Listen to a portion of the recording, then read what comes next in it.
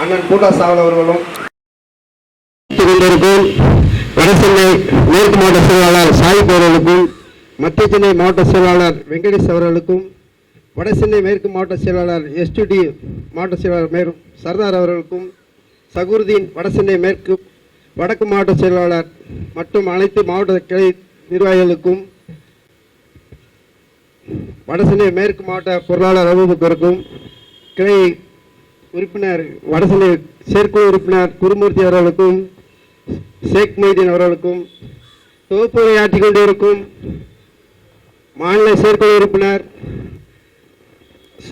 மேற்கு மாவட்ட தலைவர் சிந்தா அவர்களுக்கும், கோஷம் எழுப்ப காத்து கொண்டிருக்கும் தேசிய செயற்குழு உறுப்பினர் ஹாஜா மைதீன் அவர்களுக்கும், கண்டன உரையாற்ற வந்திருக்கும் முதல் முறையாக மாநில தலைவர் பொறுப்பேற்று சென்னைக்கு வருகின்ற STD மாநில தலைவர் அண்ணன் அசன்பாபு அவர்களுக்கும், எங்கள் வசதிக்குரிய மாநில செயலாளர் பொதுச் செயலாளர் ரவுகுமார் அவர்களுக்கும், சிறப்பு அழைப்பாளராக வருகின்ற மாநில செயற்குழு உறுப்பினர் முஸ்லிம் பாசார் அவர்களுக்கும், வடசென்னை SDP கட்சியின் மத்திய சென்னை மாவட்ட தலைவர் இஸ்மாயில் அவர்களுக்கும், வடசென்னை கிழக்கு மாவட்ட தலைவர் கோல்ட் ரபி அவர்களுக்கும், வடக்கு மாவட்ட தலைவர் STD பூட்டா மைதீனுக்கும், SDP கட்சியின் பூட்டா மைதீன் அவர்களுக்கும், வடசென்னை மேற்கு மாவட்ட தலைவர் சீனி முகமது அவர்களுக்கும், வடசென்னை மேற்கு மாவட்ட வடக்கு மாவட்ட செயலாளர் அப்துல் ரஹ்மான் அவர்களுக்கும், SDP கட்சியின் அவர்களுக்கும் நன்றியுரை காட்டிக் கொண்டிருக்கும் மத்திய சென்னை மாவட்ட தலைவர் ஜாயித் பாஷா அவர்களுக்கும், வடசென்னை மாவட்ட SDP கட்சியின் வடசென்னை மாவட்ட செயலாளர் அப்துல் ரஹ்மான் அவர்களுக்கும் மற்றும் வந்திருக்க அனைவர்களுக்கும் ஏக இறைவனும் சாந்தி சமாதானம் என்றென்றும் நிலவட்டமாக SDP கட்சியின் வடசென்னை மேற்கு மாவட்ட பொதுச் செயலாளர் சர்தார் அவருக்கும் மற்றும் ஏக இறைவனும் சாந்தி சமாதானம் என்றும் இன்று விஜய் பதவியேற்று தமிழக வெற்றி கழகத்தின் தலைவர் முதலமைச்சர் பதவியேற்று 60 நாள் ஆகிவிட்டது. 60 நாளில் ஒரு திட்டமும் அறிவிக்கவில்லை. ஒரு பெட்ரோல் டீசல் விலையை மத்திய அரசுக்கு எதிராக ஒரு கோஷமும் எழுப்பவில்லை. ஒரு அறிக்கை கூட விடவில்லை. அதை கண்டித்து தான் நம் இந்த ST தொழிற்சங்கம் சார்பாக ஆர்ப்பாட்டத்தை வைத்திருக்கிறோம். அனைவரும் வருக வருக வரவேற்கிறேன். அடுத்தபடியாக கண்டன கோஷம் எழுப்புமாறு காஜா மொய்தீன் அவர்களை அழைக்கிறோம். ஜிந்தாபாத் ஜிந்தாபாத்,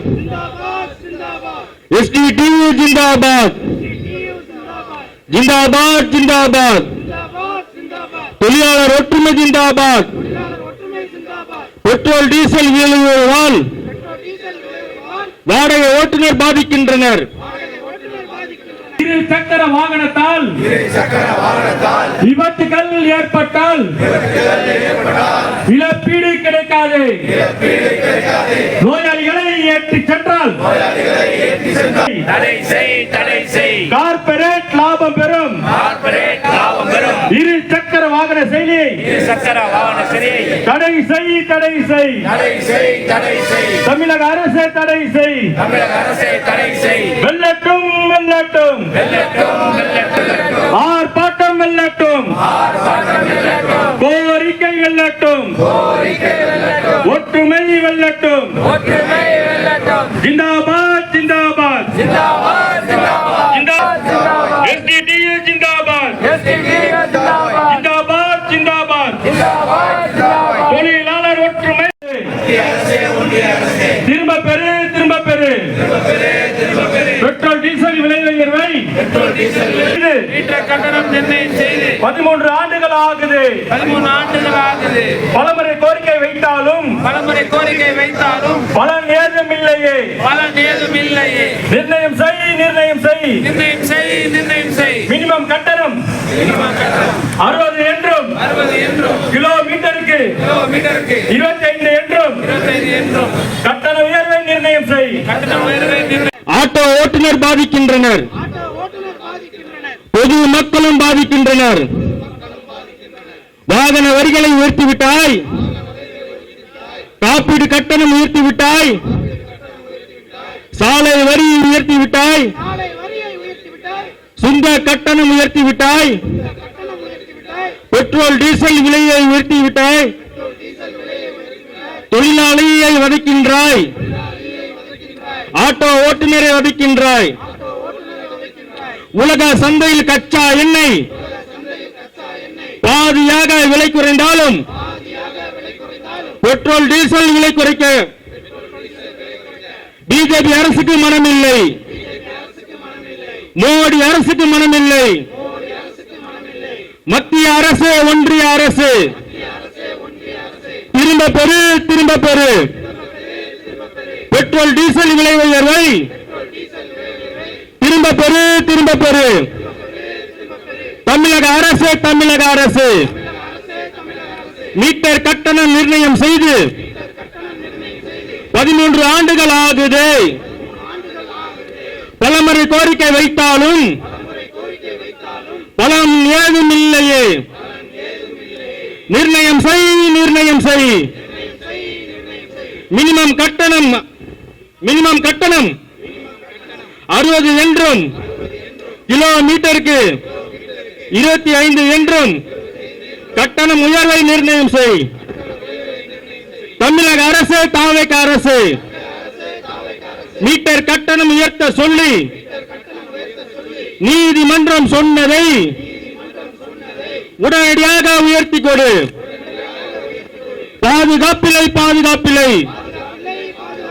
இருசக்கர வாகனத்தில் பயணிகளை அழைத்து சென்றால் உயிருக்கு பாதுகாப்பில்லை, உடைமைக்கும் பாதுகாப்பில்லை. கிடைக்காதே, கிடைக்காதே. இருசக்கர வாகனத்தால் விபத்துகள் ஏற்பட்டால் இழப்பீடு கிடைக்காது. நோயாளிகளை ஏற்றி சென்றால் பாதுகாப்பும் இருக்காது. தடை செய், தடை செய், தடை செய், தடை செய். கார்ப்பரேட் லாபம் பெறும் இரு சக்கர வாகன செயலியை தடை செய், தடை செய். தமிழக அரசு தடை செய்.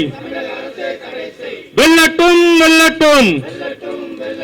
ஆர்ப்பாட்டம் வெல்லட்டும், கோரிக்கை வெல்லட்டும், ஒற்றுமை வெல்லட்டும். ஜிந்தாபாத், ஜிந்தாபாத். SDTU ஜிந்தாபாத், ஜிந்தாபாத், ஜிந்தாபாத். தொழிலாளர் ஒற்றுமை ஜிந்தாபாத். அடுத்தபடியாக வடசென்னை மாவட்ட செயலாளர் அப்துல் ரஹ்மான் அவர்களை கண்டன உரையாற்றுமாறு அழைக்கிறேன். SDTU தொழிற்சங்கத்தின் சார்பாக நடைபெறக்கூடிய இன்றைக்கு சமகாலத்தில் மக்கள் சந்திக்கக்கூடிய முக்கியமான பிரச்சனைகளான பெட்ரோல் விலைவாசி உயர்வு, அதே போன்று உழைப்புக்கேற்ற ஊதியம் கிடைக்க வேண்டும் என்று பல காலங்களாக போராடி கொண்டிருக்கக்கூடிய மீட்டர் கட்டண உயர்வு ஏற்படுத்த கோரியும், அதே நேரத்தில் தனி மனித வியாபாரங்களாக உழைப்பாளிகளாக வர்த்தகர்களாக இருக்கக்கூடியவர்களை தொழில்களை கார்ப்பரேட் மயமாக்கக்கூடிய செயலிகளை தடை செய்ய கோரியும் நடைபெறக்கூடிய இந்த மாபெரும் ஆர்ப்பாட்டத்திற்கு தலைமையேற்று இருக்கக்கூடிய மாநில செயலாளர் SDTU மாநில செயலாளர் பூட்டு சாகுல் அவர்களுக்கும், முன்னிலை வகிக்கக்கூடிய சென்னை மேற்கு மாவட்டத்தினுடைய செயலாளர் சாஹிப் அவர்களுக்கும், மாவட்ட செயலாளர் வெங்கடேஷ் அவர்களுக்கும், மாவட்ட செயலாளர் சத்தார் அவர்களுக்கும், வடசென்னை வடக்கினுடைய மாவட்ட செயலாளர் சகிருதீன் அவர்களுக்கும், இன்னும் இந்த ஆர்ப்பாட்டத்தை தொகுத்து வழங்கிக் கொண்டிருக்கக்கூடிய மாநில செயற்குழு உறுப்பினர் ஜிந்தா அவர்களுக்கும், வரவேற்புரையாற்றிய வடசென்னை மாவட்ட தலைவர் மூசா அவர்களுக்கும், கோஷம் எழுப்பிய தேசிய பொதுக்குழு உறுப்பினர் காஜா மொய்தீன் அவர்களுக்கும், எனக்கு பின்னால் மிக எழுச்சியோடு கண்டன உரையாற்ற வருகை தந்திருக்கக்கூடிய மாநில SDTU மாநில தலைவர் அண்ணன் ஜே ஹசன் பாபு அவர்களுக்கும், மாநிலத்தினுடைய பொதுச் செயலாளர் ரவுஃப் நிஸ்தார் அவர்களுக்கும் இன்னும் சிறப்பு அழைப்பாளர்களாக கலந்து கொண்டிருக்கக்கூடிய எஸ்டிபி கட்சியினுடைய நிர்வாகிகளுக்கும் தலைவர்களுக்கும் இந்த ஆர்ப்பாட்டத்தை உணர்வுபூர்வமாக பங்கெடுத்திருக்கக்கூடிய தொழிலாளர்களுக்கும் இந்த மாலை நேர வணக்கத்தை தெரிவித்துக் கொண்டு இந்த ஆர்ப்பாட்டத்தினுடைய மைய கருத்து என்பது முதலில் பெட்ரோல் விலைவாசி உயர்வு.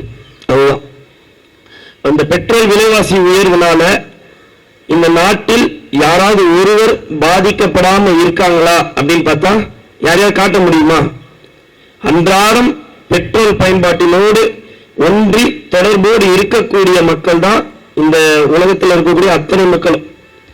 பெட்ரோல் தட்டுப்பாடு என்ற ஒரு பிம்பத்தை உருவாக்கி அதன் மூலமாக விலைவாசி உயர்வை ஏற்படுத்தக்கூடிய ஒரு சில டெக்னிக்கெல்லாம் மத்திய அரசுக்கு சொல்லி தர வேண்டிய அவசியமே இல்லை.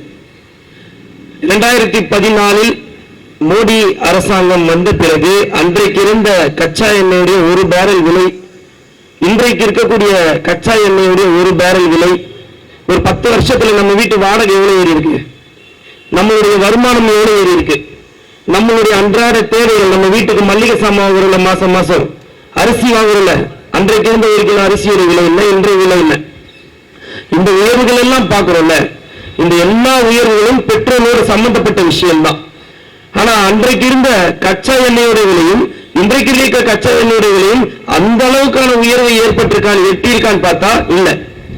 அதற்கேற்ற விகிதாச்சார உயர்வை பெறாம அவர்கள் என்ன செய்கிறாங்கன்னா கார்பரேட்டினுடைய லாபத்திற்காக, எதிர்கால லாபத்திற்காக, எதிர்கால ஒரு சில திட்டங்களிற்காக இவர்கள் மறைமுகமாக மக்கள் என்ன அவஸ்தப்பட்ட எங்களுக்கு என்ற ரீதியிலே அவர்கள் இந்த விலைவாசியை சில்லறைகளாக ஏற்றி வந்தவர்கள் இன்றைக்கு ஒரேடியாக ஒரு பெரிய ஹைக்கை ரீசெண்டா ஒரு மாதத்திற்கு முன்னால் கிட்டத்தட்ட ஒரு 5 ரூபாய் கிட்ட 7 ரூபாய் முதல் வரைக்கும் ஏற்றிருக்காங்க. அதற்கு அவர்கள் ஈரானுடைய அந்த போரை ஒரு சில சாலை மாடியாக கை காட்டினாலும் கூட அதற்கு பின்னால் பல அரசியல் இருக்கு. ஆனா நாம இங்க கவனிக்க வேண்டிய விஷயம் என்னன்னா, நோம்புரான் சொல்லக்கூடிய ஒரு அமைப்பு, இந்த பெட்ரோலுடைய கச்சா எண்ணெய் இதெல்லாம் கண்காணிக்கக்கூடிய ஒரு அமைப்பு ஆய்வு நடத்தி என்ன சொல்லுதுன்னு சொன்னா, இன்னும் 2 ஆண்டுகளில் HPCL பெட்ரோல் பங்க் இருக்குல்ல, HPCL பெட்ரோலியம் அது தன்னுடைய முதலீட்டிலேயே நஷ்டத்தை சந்திக்கும். நோம்புரான் சொல்லக்கூடிய ஒரு ஆய்வு நிறுவனம் சொல்லுது. HPCL நிறுவனம் இன்னும் 2 ஆண்டுகளிலும் பாரத் பெட்ரோலியம் நிறுவனம் இன்னும் 4 ஆண்டுகளிலும் என்ன செய்யும், தன்னுடைய முதலீட்டிலேயே லாஸ், முதலுக்கே மோசம் சொல்லுவாங்கல்ல, அந்த முதலுக்கே மோசத்தை சந்திக்கக்கூடிய ஒரு நிலையை அந்த பெட்ரோலிய நிறுவனங்கள் ஏற்படுத்தும். அப்படி ஒரு அரசு சார்புடைய ஒரு பெட்ரோலிய நிறுவனங்கள் நஷ்டம் அடையுதுன்னு சொன்னா அது யாருக்கு தனியார் மயப்படுத்தி கொடுக்கப்படும்? யார் கையில கொண்டு போய் நம்ம ஜி கொடுப்பாரு? எடுத்து போய் எப்படியாவது காப்பாற்றி முன்னேற்றி கொடுத்துருங்க. இந்த நாட்டினுடைய முக்கியமான பெட்ரோலிய வளத்தை அவர்கள் கட்டி உருவாக்கி வச்ச அந்த ரிஃபைனரி, அந்த சுத்திகரிப்பு செய்யக்கூடிய அந்த பெட்ரோலிய ரிஃபைனரி ஃபேக்டரிஸ யாரிடத்துல தனியார் மயப்படுத்தி ஒப்படைக்கப்படும்? நமக்கு எல்லாம் தெரியும், 2 ஜி தான். ஒண்ணு அம்பானி ஜி, இன்னொன்னு அதானி ஜி.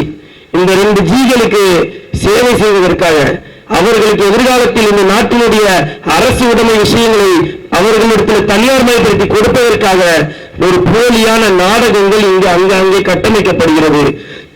அதற்கான எல்லா வழிவகைகளை உருவாக்குவதற்கான ஒரு ஆரம்ப புள்ளி, அதனுடைய பாதிப்பு புள்ளி தான் இந்த பெட்ரோலிய விலைவாசி வரும். அது ஒரு பக்கம் இருந்தாலும் இன்றைக்கு இருக்கக்கூடிய இந்த ஓலா, ஊபர் போன்ற, ராபிடோ போன்ற ஒயிட் போர்ட்ல டிராவல் பண்றதுக்கு பேசஞ்சர்ஸ் ஏற்றி கொண்டு செல்வதற்கான அனுமதியே இல்லாத அந்த மாதிரி செய்யவே கூடாது. ஒயிட் போர்ட்ல என்ன செய்யக்கூடாது, ஒரு அன்ஆத்தரைஸ்டு பர்சனை நான் ஏற்றலாம், என்னுடைய குடும்பத்தை ஏற்றலாம், என்னுடைய நண்பர்களை ஏற்றலாம். ஒரு அன்ஆத்தரைஸ்டு பர்சனை நான் என்ன செய்யக்கூடாது, ஏற்றிக்கொண்டு செல்லக்கூடாது என்ற மோட்டார் வாகன சட்ட வலியுறுத்தல் இருந்தும் என்ன செய்யப்படுது, ஒயிட் போர்ட ஒரு பேசஞ்சர் வெஹிக்கிளாக பயன்படுத்தப்பட்டு அது டிரான்ஸ்போர்டேஷனுக்காக பயன்படுத்தப்படுது. இது இந்தியாவிலே பல மாநிலங்கள்ல நீதிமன்றங்கள் தடை செஞ்சிருக்கு. இந்த நிறுவனங்கள்லாம் செயல்படக்கூடாது, ராபிடோ செயல்படக்கூடாது, ஓலா செயல்படக்கூடாது, ஊபர் செயல்படக்கூடாது என்று பல மாநிலங்கள்ல நீதிமன்றங்கள் தடை போட்டு. அதனால நான் என்ன சொல்றேன், இந்த போராட்டங்கள் எல்லாம் ஒரு புறம் இருந்தாலும் எஸ்டிடியு தொழிற்சங்கம் ஒரு விஷயத்தை முன்னெடுக்கும் என்று நம்புகிறேன். இனி நாமும் இந்த மாநிலத்தில் சட்ட ரீதியான ஒரு போராட்டத்தையும் இதில் முன்னெடுக்கணும். இது போன்ற ஒயிட் போர்டு பேசஞ்சர் வெஹிக்கிள்ஸை தடை செய்யக்கூடிய ஒரு கோரிக்கையை வழக்கையும் என்ன செய்யணும், எதிர்காலத்தில் எஸ்டிடியை முன்னெடுத்தால் மிக வரவேற்புடையதாகவும் தொழிலாளர்களுடைய நலன் சார்ந்ததாகவும் நிச்சயமாக இருக்கும். அதை எஸ்டிடியை நிச்சயமாக முன்னணியில் நின்று செய்யும் என்ற எதிர்பார்ப்பு எனக்கும் இருக்கின்றது, நம்பிக்கையும் இருக்கின்றது. அப்ப இதுல நாம் தொடர்ந்து எஸ்டிடி இருக்கக்கூடிய இந்த போராட்டங்களுக்கு முக்கியத்துவம் கொடுக்கணும். இன்றைக்கு இந்த போராட்டத்திற்கு மக்கள் திரளாக வந்திருக்கணும். ஏன்னா அன்றாடம் அவர்களுக்கு அறியாமே ஒரு நாளைக்கு ஒரு 2 லிட்டர் போடுறோமா, எவ்வளோ 10 ரூபாய் கொடுக்குறோம் எக்ஸ்ட்ரா கவர்மெண்ட்டுக்கு. அப்போ ஒரு மாதத்திற்கு எவ்வளவு கொடுக்குறோம், ஒரு வருடத்துக்கு எவ்வளவு கொடுக்குறோம். ஒரு நபர்கிட்ட வந்து நான் ஒரு வீட்டில் இன்னைக்கு 3 லிருந்து 4 வாகனங்கள் ஆயிடுச்சு. கணக்கு போடுங்க, வீட்டினுடைய வருமானத்தில் எவ்வளவு நீங்க இந்த நாட்டிற்காக அவர்களுடைய நஷ்டத்தை ஈடுகட்டுவதற்காக நம்ம தலையில் கட்டிய அந்த பலு சுமை நம்ம வீட்டில் இருந்து எவ்வளவு வருமானத்தை அவர்களுக்கு கொடுக்கிறோம் நம்ம உழைப்புன்றத கணக்கிட்டுக் கொள்ளுங்க.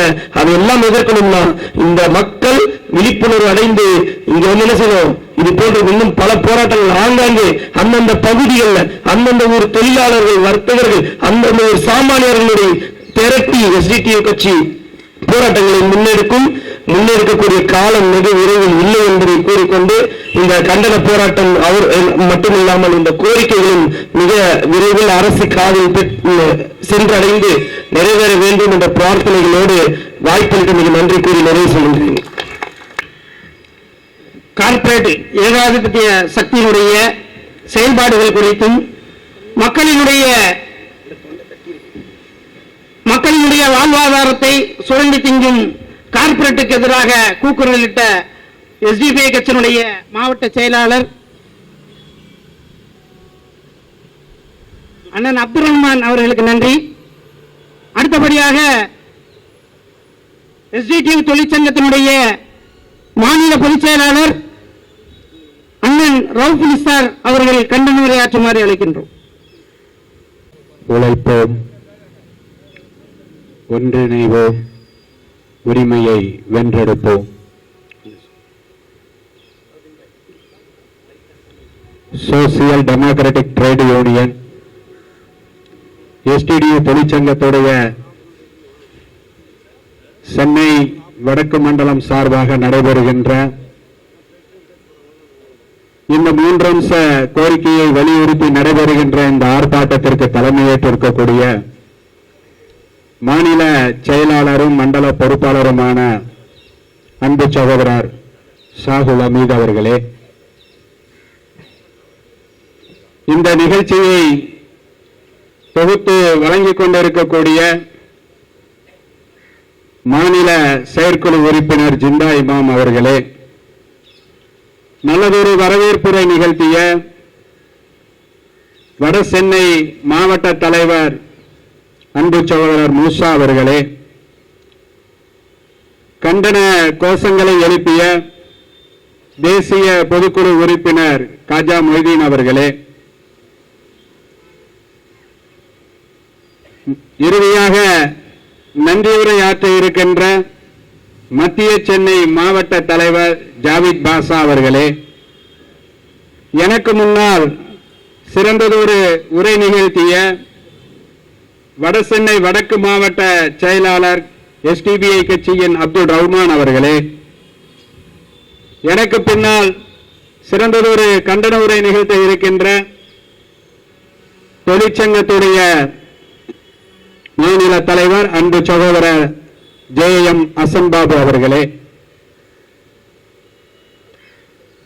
இங்கு தங்களுடைய கோரிக்கைக்காக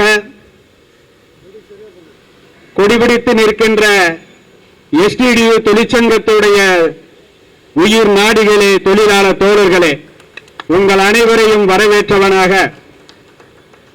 முதல்ல இந்த ஆர்ப்பாட்டத்திற்கு பக்கத்தில் ஒரு மாவட்ட ஆட்சியர் அலுவலகம் இருக்குது. இந்த மாவட்ட ஆட்சியர் அலுவலகத்துடைய பெயர் பலகை என்னன்னு தெரியுங்களா? சிங்கார வேலர். இந்த சிங்கார வேலர் தான் இந்த இந்தியாவில், குறிப்பாக தமிழ்நாட்டில் தொழிலாளர்களுடைய உரிமைக்காக முதலாக 1923 ஒரு மாபெரும் பேரணியை இதே இடத்தில் செய்தவருடைய விளைவு இன்று அவருடைய பெயரிலேயே சிங்காரவேலர் அலுவலகம் என்று இங்க இருக்குது. நீங்க பார்த்தா தெரியும். அது ஒரு காலம், தொழிலாளர்களுடைய பொற்காலம் சொல்லுவாங்க. தொழிலாளர்கள் எது கேட்டாலும் கிடைக்கும். அந்த மாதிரி இருந்த காலம் இந்த 2.0 இப்போ தொழிலாளர்களையும் ஆட்டோ ஓட்டுநர்களையும் ஊர்தி ஓட்டுநர்களையும் நசுக்கக்கூடிய காலமாக இருக்கிறது. சகோதரர் பேசினார் பெட்ரோல் டீசல் விலையை பத்தி. கடந்த ஒரு 1.5 வருஷமாக கச்சா எண்ணெய் விலை $72, அதாவது ஒரு பீப்பாய் 180 லிட்டர் இருக்கக்கூடிய ஒரு பீப்பாய் கச்சா எண்ணெய் விலை $82 விற்கும் போது கூட இந்த ஒன்றிய அரசும் தமிழக அரசும் நம்ம கிட்ட இருந்து பணத்தை பிடிங்கிட்டு தான் இருந்தாங்க. அப்ப 100 ரூபாயும் டீசல் 92 ரூபாயும் எல்பிஜி கேஸ் 88 ரூபாயும் இருந்துட்டு இருந்தது.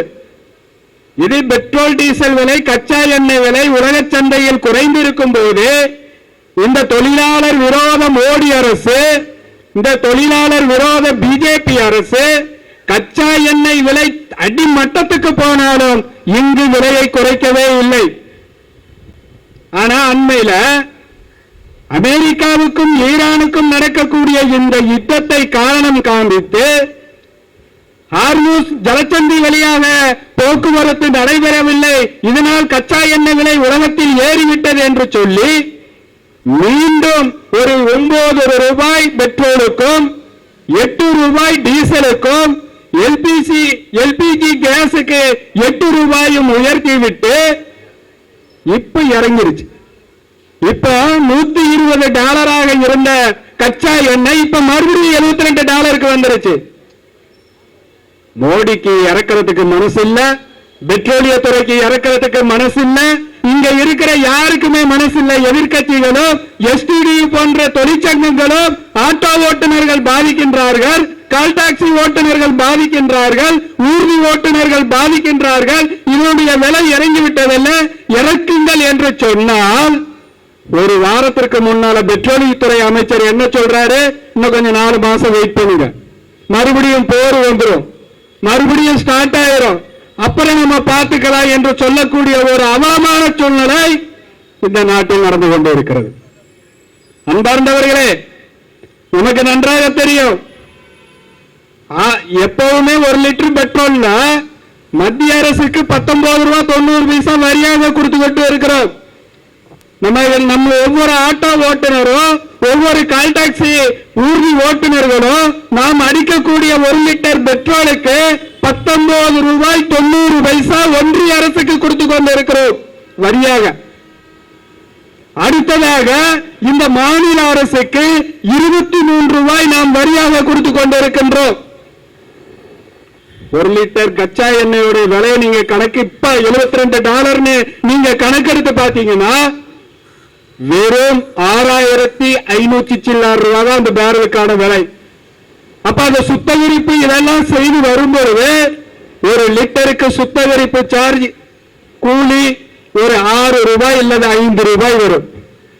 1 லிட்டர் பெட்ரோலோ அல்லது டீசலோ நமக்கு 50 ரூபாய்க்கு தருவதற்கான அந்த எல்லா சாத்தியக்கூறுகள் இருந்தும் இந்த ஒன்றிய அரசு இந்த தொழிலாளிகளிடம் இருந்து இந்த ஆட்டோ ஓட்டுநர்களிடம் இருந்து அந்த பணத்தை புடுங்குவதற்காகவே பெட்ரோல் டீசல் விலையை குறைக்காமல் இருக்கின்றார்கள். நீங்க இப்படியே இருங்க. ஆனா இந்த கூடியிருக்கிற இந்த கூட்டம் சிறு கூட்டங்களாக இருக்கலாம். இந்த கூட்டங்கள் இங்கு இருக்கக்கூடிய 73,000 ஆட்டோ ஓட்டுநர்களுக்காக இங்கு நின்று குரல் கொடுத்துக் கொண்டிருக்கின்றார்களே, நாளை அந்த 73,000 பேரையும் இங்கு வந்து கூட்டி நிறுத்துவதற்கு எஸ்டிடியு தொழிற்சங்கத்திற்கு சக்தி இருப்பது என்பதை நீங்கள் தெரிந்து கொள்ள வேண்டும்.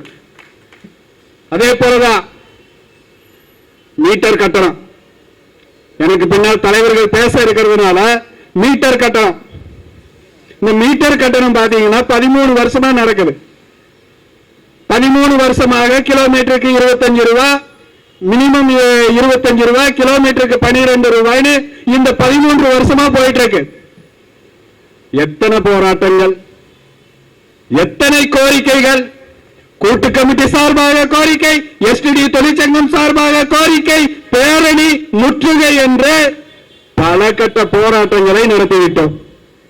இப்ப ஒரு 4 நாளைக்கு முன்னால கடந்த 9ஆம் தேதி இப்ப இருக்கக்கூடிய இங்கு போக்குவரத்து துறை அமைச்சர், இந்த தாவேக அரசுடைய போக்குவரத்து துறை அமைச்சர் எல்லா தொழிற்சங்கங்களையும் அழைத்து, அதுல எஸ்டிடியோ தொழிற்சங்கமும் கலந்து கொண்டது, எல்லாத்தையும் அழைத்து மீட்டருக்கு நாங்க உயர்த்தி தர்றோம், இருக்கிற பொதுமக்கள் சரின்னு சொல்லிட்டாங்கன்னு சொல்லி ஒரு அறிக்கையை இப்ப வெளியே வந்துகிட்டு இருக்கு.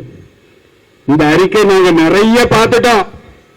இதற்கு முன்னேற இதே போன்று அப்போது இருந்த அரசு போக்குவரத்து துறை அமைச்சர் எல்லாரையும் கூட்டி வைத்து பெட்ரோல் டீசல் விலைக்கு ஏற்ப உங்களுக்கு ஆட்டோக்களுக்கு மீட்டர் கட்டணத்தை உயர்த்தி தருகிறோம் என்று சொன்னார்கள். அவர்கள் செய்யவில்லை, போயிட்டாங்க. இப்ப இவரும் வந்து உட்கார்ந்து உங்களுக்காக அந்த திட்டங்களை எல்லாம் நாங்க செய்து தரோம் என்று சொல்லுகிறார். நடக்குமா என்னங்கிறது நமக்கு தெரியல.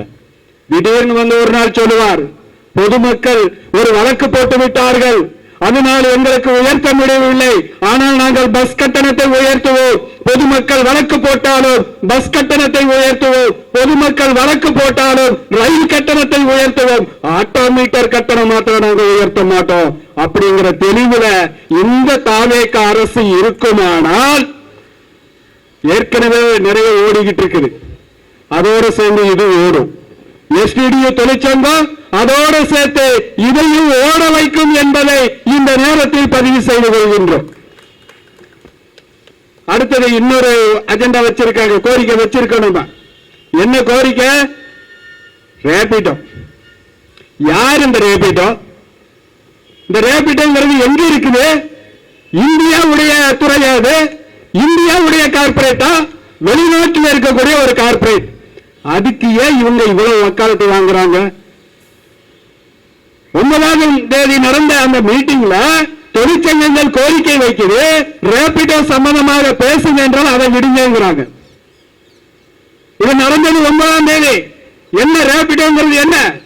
நீங்க உழைக்கக்கூடிய உழைப்பு, உங்களுடைய வாகனம், உங்களுடைய இதையெல்லாம் செலவு பண்ணி வரிகளை கட்டி நீங்க ஆட்டோக்களை ஓட்டிக் கொண்டிருக்கிறீர்கள், வாடகை ஊதியை ஓட்டிக் கொண்டிருக்கின்றீர்கள், எந்தவித வரியும் செலுத்தாமல், எந்தவித ஒரு முன்னேற்பாடு பாதுகாப்பும் இல்லாமல் அந்த ரேபிடோ என்ற செயலி மூலம் இருசக்கர வாகனத்தில் நீங்கள் பயணிகளை அழைத்து செல்லுகிறீர்களே, இதற்கு வக்காலத்து வாங்கி கொண்டிருக்கிறீர்களே, இதற்கான விளம்பரங்களை மாவட்டம் தோறும், முதல்ல சென்னையில் நினைச்சுக்கிட்டு இருந்தோம், இப்ப பார்த்த கிராமங்கள் வரைக்கும் ரெட் டாக்ஸி செயலி, இருசக்கர வாகனத்தில் பயணிகளை அழைத்து செல்வது. பொதுமக்களுக்கு எஸ்டிடியோ தொழிற்சங்கம் சார்பாக வைக்கக்கூடிய கோரிக்கை, நீங்கள் அந்த இருசக்கர வாகனத்தில் பயணிப்பதை தவிர்த்து விடுங்கள். அது தவிர்த்து விடுங்கள். காரணம், அதில் எந்த பாதுகாப்பும் உங்களுக்கு இல்லை. பாதுகாப்பு இருந்தால் நிச்சயமாக என்ன செய்யப்படும்? காப்பீடு கிடைக்கும். இருசக்கர வாகனத்தில் நீங்கள் பயணித்து விபத்து ஏற்பட்டு காயங்கள் ஏற்பட்டாலோ உயிர் சேதம் ஏற்பட்டாலோ இழப்பீடு கிடைக்காது.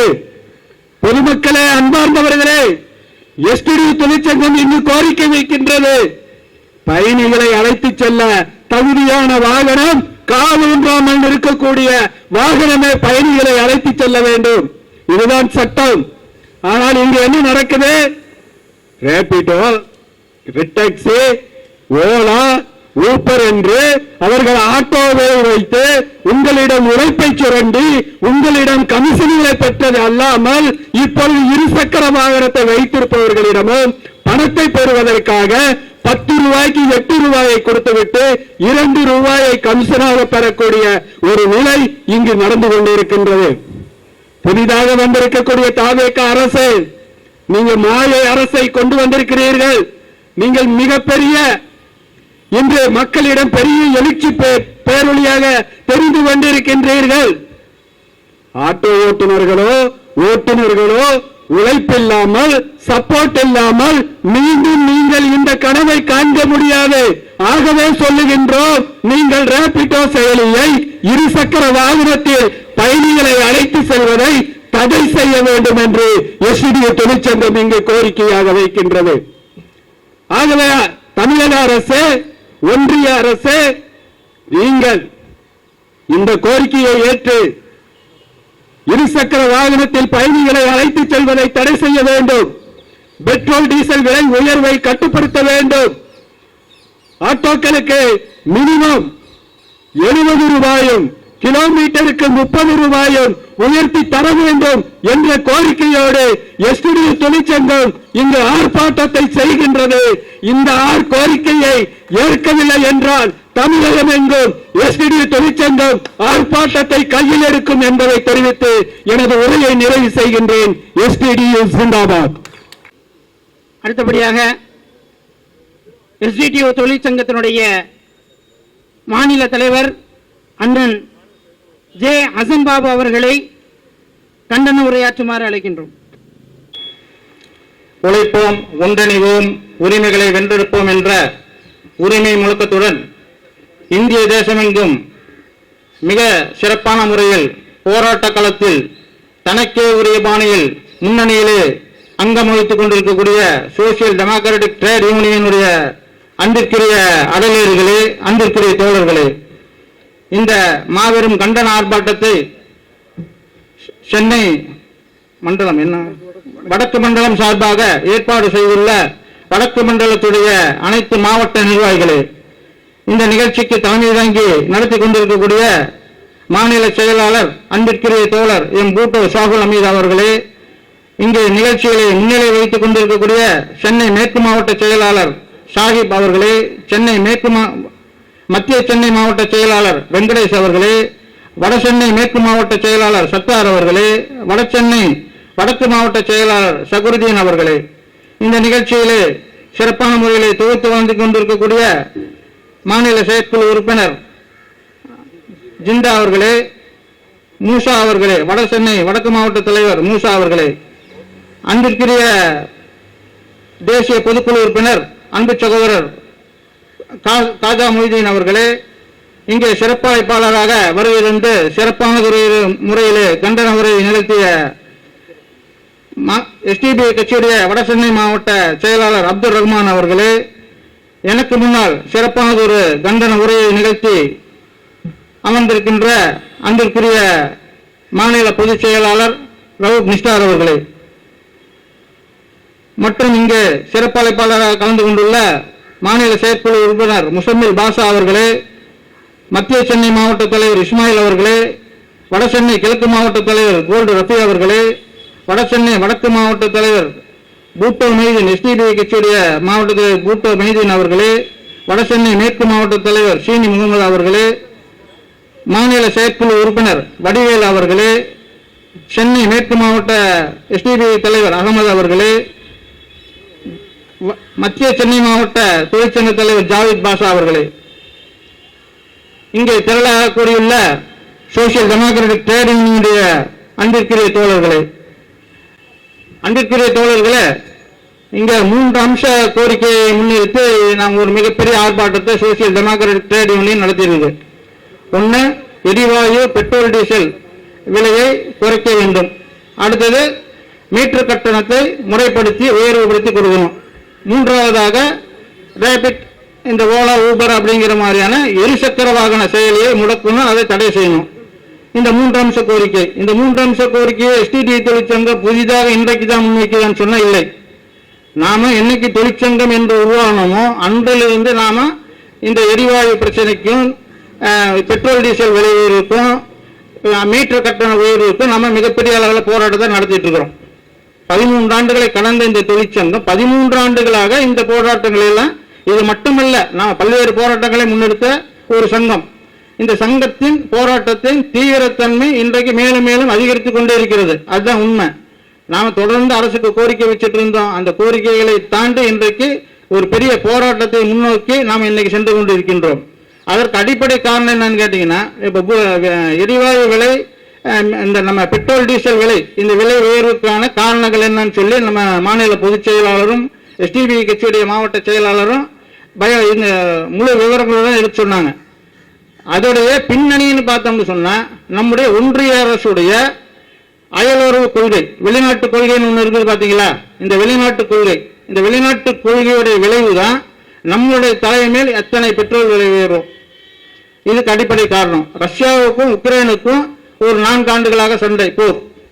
அதற்கு முன்பு வரை இந்தியாவுடைய கார்ப்பரேட் நிறுவனத்திற்காக ரஷ்யாவில் மிகப்பெரிய அளவில் கச்சா எண்ணெய் கொள்முதல் செய்யப்பட்டது. அவங்க இலவசமா கொடுக்குறோங்கிற அளவுக்கு அந்த அளவுக்கான கொள்முதல் கார்ப்பரேட் நிறுவனங்களுக்காக கொள்முதல் செய்யப்பட்டது, அதானிக்காக கொள்முதல் செய்யப்பட்டது. அது முழுக்க முழுக்க இந்தியாவுடைய கார்ப்பரேஷன் மூலமாக கொள்முதல் செய்யப்பட்டு அதானிக்கு விற்கப்பட்டு அவர் மீண்டும் சுத்திகரித்து அரசாங்கத்துக்கே விற்று இந்திய அரசியல் உடைய இந்த ஆயில் கார்ப்பரேஷன் நிறுவனங்கள் எல்லாம் அங்கிருந்து வாங்கி நம்மளுக்கு விலைக்கு விற்றாங்க. இப்படிப்பட்ட ஒரு சூழலை, செயற்கையான சூழலை அன்றைக்கு இந்த ஒன்றிய அரசு இந்தியாவுடைய அனைத்து மக்கள் மீதும் திணித்து விட்டது. அப்ப அந்த உக்ரைன் போருக்கு முன்பு வரை நமக்காக இந்திய நாட்டுக்காக மிக பெரும் பேருதவியாக இருந்த ரஷ்யாவுடைய கச்சா எண்ணெய் இன்றைக்கு அது மக்களுக்கு உதவியா போச்சுன்னா இல்லைங்க, கார்பரேட்டுக்கு தான் உதவியா போச்சு. ஆனாலும் இந்தியாவுக்கு சலுகை விலையில் வழங்கி கொண்டிருந்தார்கள். உக்ரைன் ரஷ்யா போகும்போது இந்தியா நடுநிலையை கூட வகிக்கக்கூடாது, ரஷ்யாவுக்கு எதிராக செயல்பட வேண்டும் என்று பல்வேறு கட்டமாக நிபந்தனைகளை விதித்து இன்றைக்கு இருக்கக்கூடிய அமெரிக்க அதிபர் ட்ரம்ப் என்ன பண்ணாருங்க, சாதாரணமான மிரட்டல் அல்ல, நேரடி மிரட்டல். ஒரு இந்தியாவுடைய பிரதமருக்கு நேரடியான மிரட்டல் விடுக்கக்கூடிய அளவில் இன்னொரு நாட்டுடைய அதிபர் செயல்பட்டு கொண்டிருக்கிறார் என்றால் இதுதான் இந்தியாவுடைய தோல்வி. அப்படிப்பட்ட மிரட்டல்களை அங்க எண்ணெய் வாங்குறது நிறுத்துறியா இல்லையா அப்படின்னு கேட்கிற அளவுக்கு ஒரு மிரட்டல். அந்த மிரட்டல்களுக்கெல்லாம் பணிந்து இந்த இந்திய அரசு என்ன பண்ணுச்சுங்க, நம்மளை அவர்களுடைய அமெரிக்காவுடைய காலடியில் இந்திய மக்களை எல்லாம் தள்ளிவிட்டு நம்மை அவமானப்படுத்தி விட்டு இந்திய தேசத்தை அவமானப்படுத்தி விட்டு ரஷ்யாவிடம் இருந்து எண்ணெய் வாங்குவதை முழுவதுமாக நிறுத்தினார்கள். முழுவதும் நிறுத்திட்டாங்க. சரி, நிறுத்திட்டீங்க, இனி அடுத்தது என்ன பண்ணலாம் அப்படின்னு சொன்னா அமெரிக்க ஏகாதிபத்தியம் அவருடைய தென் அமெரிக்க நாடான வெனிசுவேலாவை ஆக்கிரமிச்சது. வெனிசுவேலாவை ஆக்கிரமிச்சு அங்கே இருக்கக்கூடிய பெட்ரோலை அவர்கள் கைப்பற்றி கொண்டு அந்த கச்சா எண்ணெய் நீ வாங்குன்னு சொன்னாங்க இந்தியாவுக்கு.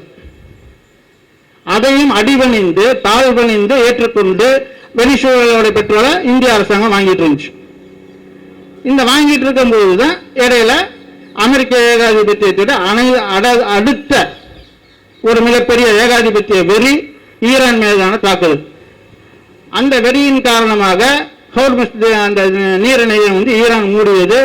ஈரான் மூடியதன் காரணமாக வளைகுடாவில் இருந்து வரக்கூடிய உலகத்திற்கு அனைத்து பகுதிகளுக்கும் செல்லக்கூடிய பெட்ரோல்கள் தடை செய்யப்பட்டது. தடை செய்யப்பட்டதன் ஆனா இந்தியாவுக்கு தடை செய்யப்பட்டதுன்னு சொன்னா இல்லை, இந்தியாவுக்கு தடை செய்ய மாட்டோம் என்று ஈரான் அறிவித்தது. அதே சமயம் வெனிசுவேலாவிலிருந்து நீங்க பெட்ரோல் வாங்கிட்டு இருக்கிறீங்க, ரஷ்யா உங்களுக்கு பெட்ரோல் தருகிறேன் என்று சொல்கிறது. இந்த போரின் போது ஈரான் மீது அமெரிக்கா போர் தொடுக்கும் போது ரஷ்யா ஈரானுக்கு இந்தியாவுக்கு பெட்ரோல் நாங்க வழங்குறோம், தடை இல்லாமல் வழங்குகிறோங்கிறது. ஈரான் உங்களுக்கு எந்த தடையும் இல்லைங்குது. ஆனா அதெல்லாம் எங்களால முடியாதுங்க, எங்க உரிமையாளர் எங்க முதலாளி கோவிச்சுக்குவாரு, உங்ககிட்ட நாங்க பெட்ரோல் வாங்க முடியாது. இதுதான் அன்னைக்கு மோடி அரசு செஞ்ச வேலை. இன்னைக்கு வரைக்கும் இதோடைய அனைத்து சுமையையும் யார் மேலே ஏற்றிட்டு இருக்கிறாங்க, இந்தியாவுடைய அனைத்து மக்கள் மீதும் ஏற்றுக்கொண்டிருக்கிறார்கள். இப்படிப்பட்ட ஒரு மிக மோசமான வெளியுறவு கொள்கையை இன்றைக்கு வரைக்கும் அந்த அதிபருடைய இறுதிச் சடங்கில் கூட அடையாளம் காணப்பட்ட யாராவது கலந்து கொண்டார்களானா இல்ல.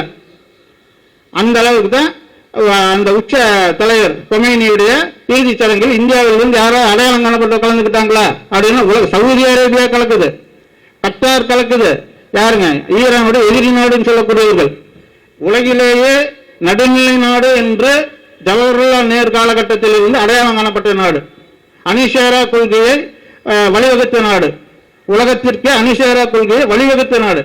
மிகப்பெரிய அளவில் ரஷ்யாவும் அமெரிக்காவும் ஏகாதிபத்தியமாக உலகில் விளங்கிய போது நாங்கள் உங்களை சார்ந்தவர்களும் அல்ல அவர்களை சார்ந்தவர்களும் அல்ல, நாங்கள் அணிஷேரா கொள்கையை சார்ந்தவர்கள் என்று உலகில் புதிய நாடுகளை கட்டமைத்தது இந்தியா. அப்படிப்பட்ட தலைமை தாங்கிய இந்தியா இன்றைக்கு நேருவின் சாதனையை முறியடித்து விட்டோம் என்கிறார். என்ன சாதனை? அவர் 5000 இத்தனை நாள் வந்தாரு, நாங்க 5060 நாள் வந்துட்டோம். அவரை விட ஒரு நாள் கூடுதலா நாங்க ஆட்சியில் அமர்ந்து விட்டோம். இதுதான் சாதனை. நேருடைய சாதனைகள் எல்லாம் உலக சாதனைகள். அந்த உலக சாதனைகள் அணிசேரா கொள்கை அதில் முக்கியமான சாதனை. உலகத்துடைய தலைவர்களில் ஒருவராக நேரு இருந்தார். அந்த சாதனைகளில் எல்லாம் அனைத்தும் இல்லாமலாக்கிவிட்டு இந்தியாவை அவமானகரமான நாடாக உலக அரங்கில் நிறுத்திவிட்டு என்ன செய்கிறார் இவர் என்றால் நேருவின் சாதனையை முறியடித்து விட்டோம் என்கிறார். இப்படிப்பட்ட ஒரு சூழலில் தான் நாம இன்னைக்கு இந்தியாவோட இந்த ஒன்றிய அரசின் கீழ் இந்த ஒன்றிய அரசுடைய செயல்பாடுகளை எதிர்த்து போரிடுவது என்பது தனி. அந்த போராட்டத்தை நாம எஸ்டிடி தொழிற்சங்கம் தொடக்க காலத்திலிருந்து காவி கார்ப்பரேட் பாசிசம் இதை எதிர்த்து நம்முடைய போராட்டம் தொடர்ந்து கொண்டே இருக்கிறது. அதுல எந்த மாற்று கருத்தும் இல்லை. உங்களுடைய கொள்கை அடிப்படை கொள்கை என்ன? அவங்களுடைய அடிப்படை கொள்கை ஏதேச்சதிகாரம், சர்வாதிகாரம், பாசிசம். இந்த பாசிசத்தை இந்திய மக்கள் மீது திணிப்பதற்காக பிரித்தாளின் கொள்கை. அந்த பிரித்தாளின் கொள்கை என்னங்க? இந்து, முஸ்லிம், கிறிஸ்டின் அப்படின்னு பிரிச்சதுக்கு அப்புறம் தொழிலாளர்கள் அப்படின்னு ஒருங்கிணைந்து இருக்கக்கூடியவர்கள் எல்லாம் பிரித்து அவர்கள் தலையில் சுமத்தப்படக்கூடிய அனைத்து சுமைகளையும் அவர்கள் எப்படி ஏற்றுக்கணும்?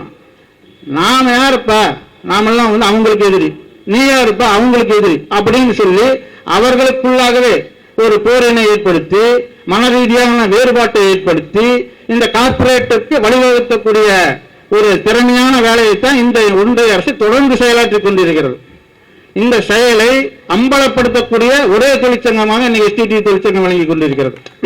இதை நம்ம எந்தெந்த காரணம் கொண்டும் நாம இதை வந்து ஏற்றுக்கொள்ளவே மாட்டோம். அனைத்து மக்களும் ஜாதி, மத, இன, மொழி வேறுபாடமற்ற தொழிலாளர்கள் என்றால் ஒரே அணிதான். இந்த ஒரே அணியில் தொழிலாளரை அணிதிரட்டுவதை தான் எஸ்டிடி தொழிற்சங்கம் தொடர்ந்து முன்னெடுத்துக் கொண்டிருக்கின்றது. அந்த முன்னெடுப்பின் காரணமாகத்தான் இன்னைக்கு நாம எந்த வேறுபாடும் என்று இன்றைக்கு நின்றுட்டு இருக்கிறோம். நாம் இந்த ஆட்டோவுடைய மீட்டர் கட்டணம் உயர்வுக்காக 13 ஆண்டுகளாக அது உயர்த்தப்பட்டது எப்போன்னு சொன்னா டீசல் விலை, பெட்ரோல் விலை எல்லாம் வந்து 40 ரூபா 30 ரூபாய்க்கு இருக்கும்போது நிர்ணயிக்கப்பட்ட கட்டணம். அந்த நிர்ணயிக்கப்பட்ட கட்டணத்தை உயர்த்தி தர சொல்லி அனைத்து தொழிற்சங்கங்களும் கோரிக்கை வச்சாங்க. ஆனா எஸ்டிடி தொழிற்சங்கம் ஒவ்வொரு மாவட்ட ஆட்சியர் அலுவலகத்திலும் சென்ற ஆண்டு போய் நாம கோரிக்கை மனு கொடுத்தோம். சென்ற ஆண்டு மட்டுமல்ல, தொடர்ந்து ஒவ்வொரு காலகட்டத்திலும் ஒவ்வொரு மாவட்டத்தின் சார்பாக கோரிக்கை மனு, கோரிக்கை ஆர்ப்பாட்டம் போன்றவற்றை தொடர்ந்து நடத்தி கொண்டு வந்தது யாருன்னா எஸ்டிடி தொழிற்சங்கம். எஸ்டிடி தொழிற்சங்கத்தின் கீழ் ஆட்டோ ஓட்டுநர்கள் எத்தனை பேர் இருக்கிறார்கள் அப்படின்னா எல்லாத்துக்கும் தெரியும். ஆனால் 100 ஆண்டு தொழிற்சங்கம், 75 ஆண்டு தொழிற்சங்கம் அப்படின்னு சொல்லி இருக்கிறவங்களுக்கு கீழே ஆயிரக்கணக்கான தொழிலாளர்கள் எங்களுக்கு கீழ் இருக்கிறார்கள் என்று சொல்கிறார்களே, அவர்கள் ஆளுங்கட்சியில் இடம்பெற்றிருந்தார்களே, எதிர்கட்சியிலும் இடம்பெற்றிருந்தார்களே, அவர்கள் அதிகாரம் பெற்றவர்களாக இருந்தார்களே, அன்றைக்கெல்லாம் இந்த மீட்டர் கட்டண உயர்வை நடைமுறைப்படுத்தி காட்டினார்களா? அவர்கள் நினைத்திருந்தால் சென்னையை ஸ்தம்பித்திருக்க வைக்க முடியும். ஏன்னா தொழிற்சங்கம் அந்த அளவுக்கு நடத்தியிருந்தாங்க. 75 ஆண்டு சங்கம்ங்கிறீங்க, 100 ஆண்டு சங்கம்ங்கிறீங்க. இன்றைக்கு இன்னொரு கூட்டணி அரசியல் நீங்க போய் ஜாயின் ஆகிட்டு மீண்டும் வந்து அதே ஒரு கோரிக்கை மனு வைத்துட்டு இருக்கிறீங்க. ஆனா நாங்க கோரிக்கை மனு தனியா கொடுப்போம், போராட்டத்தை தனியா நடத்துவோம். கோரிக்கை மனு தனி, போராட்டம் தனி. இத்தனை ஆண்டுகளாக என்ன செஞ்சுட்டு இருந்தாங்க அவங்க? அப்ப இந்த சங்கங்களையும் நாம உணரக்கூடியவர்களாக இருக்கிறோம். தொழிலாளர்களுக்காக அவர்கள் குரல் கொடுக்கிறார்கள் என்று அதில் எந்த மாற்று கருத்தும் இல்லை. வெறும் குரல் மட்டும் கொடுப்பதில்லை, உங்களுக்கு சாத்தியமான எந்த பணியை நீங்க செய்தீர்கள், உங்களுக்கு மிகப்பெரிய அணிதிரட்டல் இருந்தது, அந்த அணிதிரட்டல்களை எல்லாம் முறைப்படுத்தி தமிழகத்தை, இந்தியாவை பாசிசத்திற்கு எதிராக ஸ்தம்பித்த வைத்தீர்களா அப்படின்னா இல்லை. அப்ப உங்களை நம்பிட்டு பின்னால வரணும். அப்ப அது நாம இன்னைக்கு மீட்டர் கட்டண உயர்வுக்காக நம்மளுடைய மாநில செயற்குழு உறுப்பினர்கள் 20 சென்று பங்கெடுத்திருக்கிறாங்க.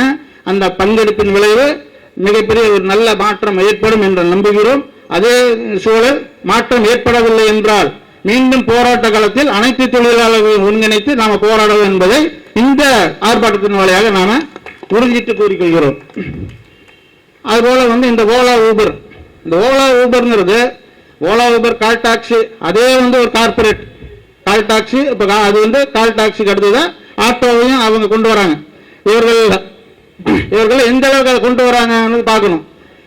கொண்டு வரும்போது உங்ககிட்ட எந்த கமிஷனும் இல்லை, எந்த முன்பணமும் இல்லை, எதுவுமே இல்லை. இலவசமா எங்கிட்ட ஜாயின் பண்ணிருங்க, இலவசமா எங்க செயலியை யூஸ் பண்ணிக்கலாம், தாராளமா நீங்க ஓட்டிக்கலாம், வாடகையை முடிச்சு வீட்டுக்கு கொண்டு போயிடலாம்.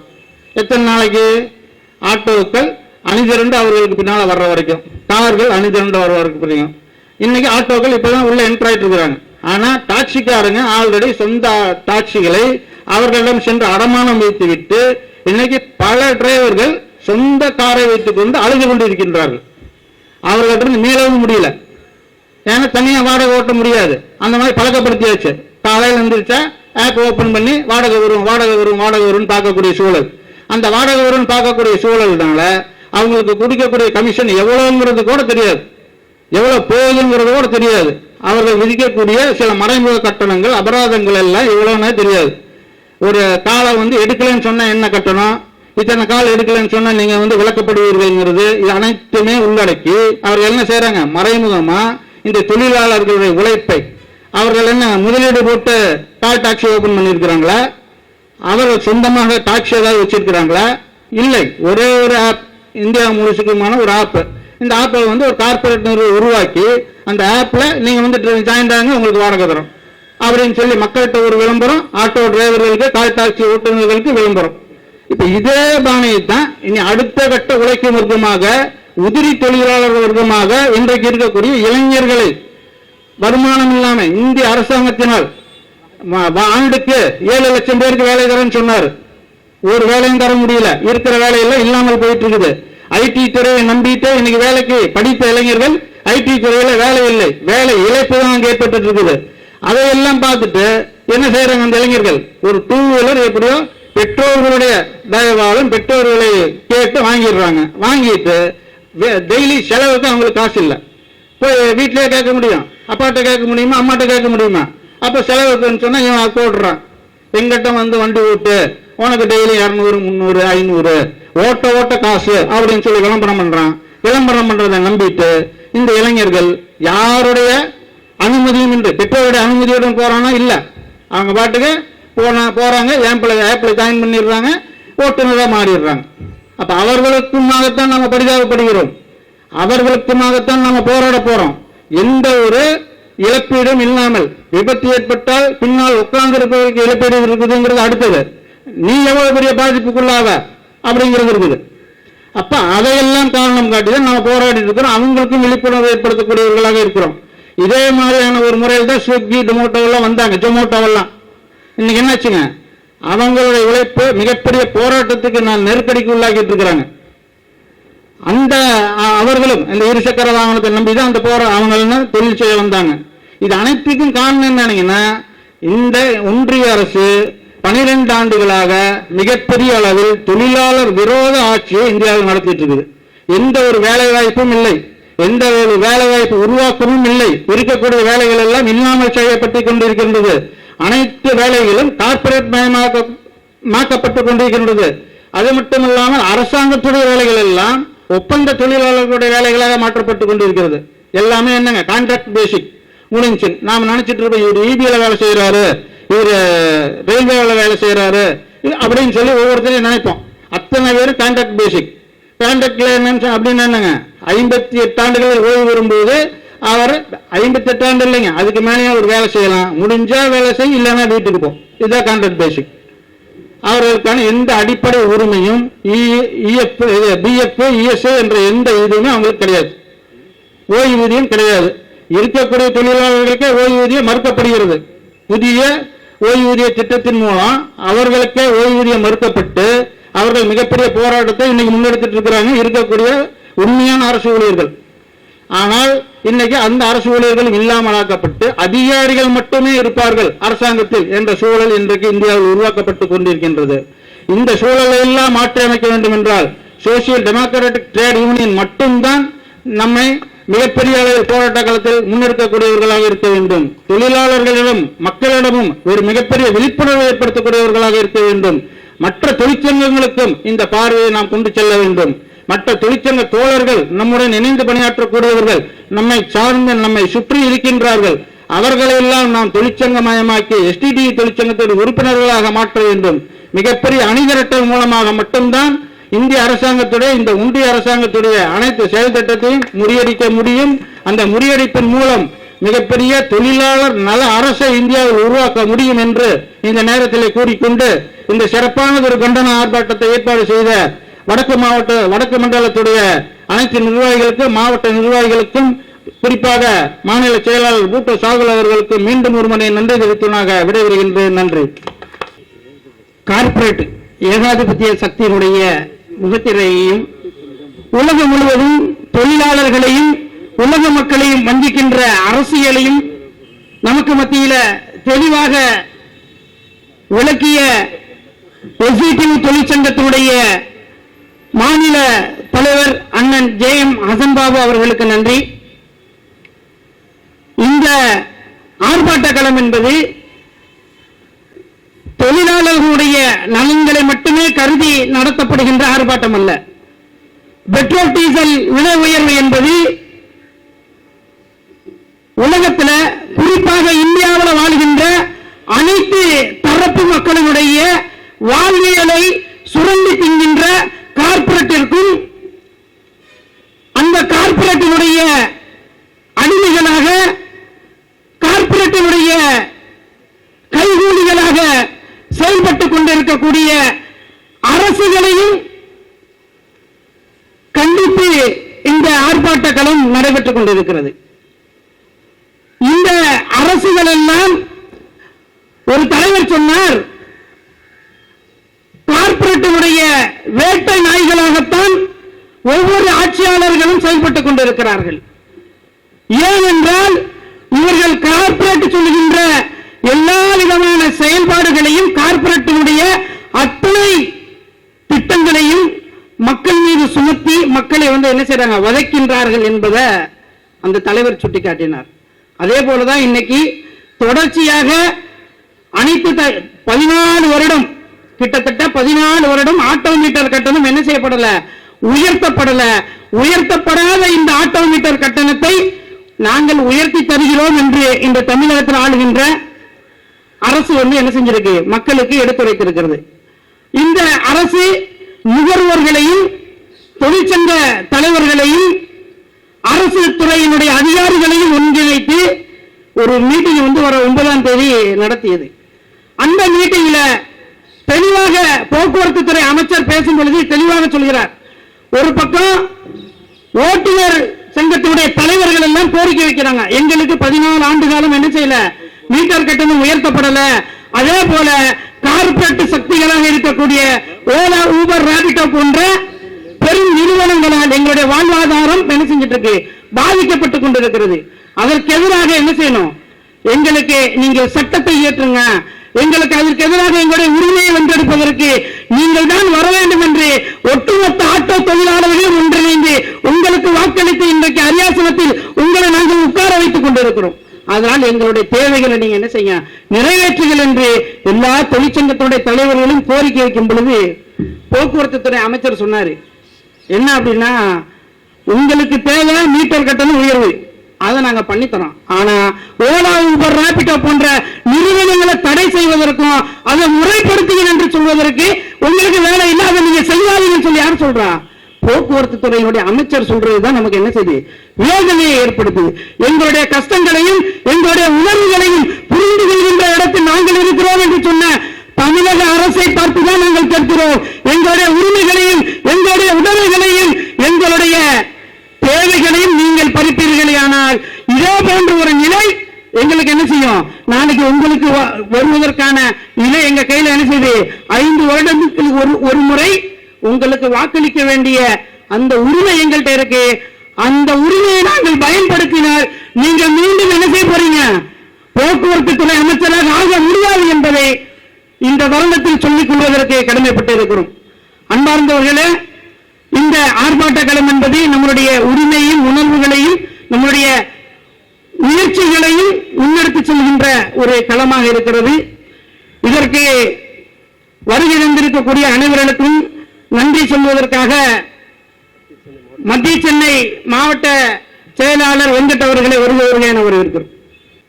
எஸ்டிடியு தொழிற்சங்கத்தின் மாபெரும் கண்டன ஆர்ப்பாட்டம் தலைமை ஏற்றுத் தந்த மாநில செயலாளர் எஸ்டிடியு எம். பூட்டோ சாகுல் அமீத் அவர்களுக்கும், முன்னிலை வகித்த சென்னை மேற்கு மாவட்ட செயலாளர் எஸ்டிடியு சாகிப் அவர்களுக்கும், மத்திய சென்னை மாவட்ட செயலாளர் எஸ்டிடியு வெங்கடேஷ் அவர்களுக்கும், வடசென்னை மேற்கு மாவட்ட செயலாளர் SDTU சர்தார் அவர்களுக்கும், வடசென்னை வடக்கு மாவட்ட செயலாளர் SDTU சக்ருதீன் மற்றும் அனைத்து மாவட்ட கிளை நிர்வாகிகள், தொகுப்புரை வழங்கிய ஜிந்தா மேற்கு மாவட்ட தலைவர் SDTU மாநில செயற்குழு உறுப்பினர், வடசென்னை தலைவர் மாவட்ட தலைவர் SDTU மூசா அவர்களும், கோஷம் ஏற்படுத்திய தேசிய பொதுக்குழு உறுப்பினர் SDTU காஜா மொய்தீன் அவர்களும், கண்டன உரையாற்றிய மாநில தலைவர் SDTU J ஹசன் பாபு அவர்களுக்கும், மாநில பொதுச் செயலாளர் SDTU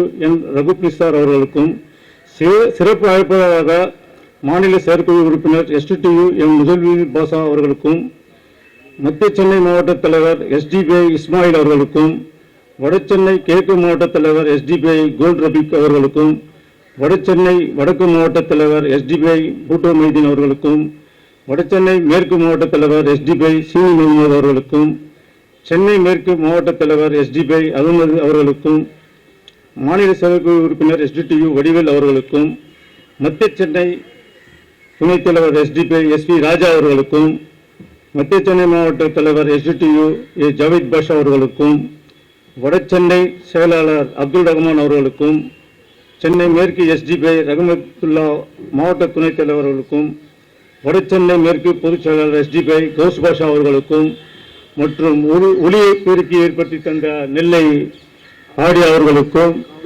காவல்துறை அதிகாரிகளுக்கு பாதுகாப்பு கொடுத்த காவல்துறை அதிகாரிகளுக்கும், மனமார்ந்த SDTU தொழிற்சங்கத்தின் சார்பாக மத்திய சென்னை சார்பாகவும் மனமார்ந்த நன்றியை தெரிவித்துக் கொள்கிறேன்.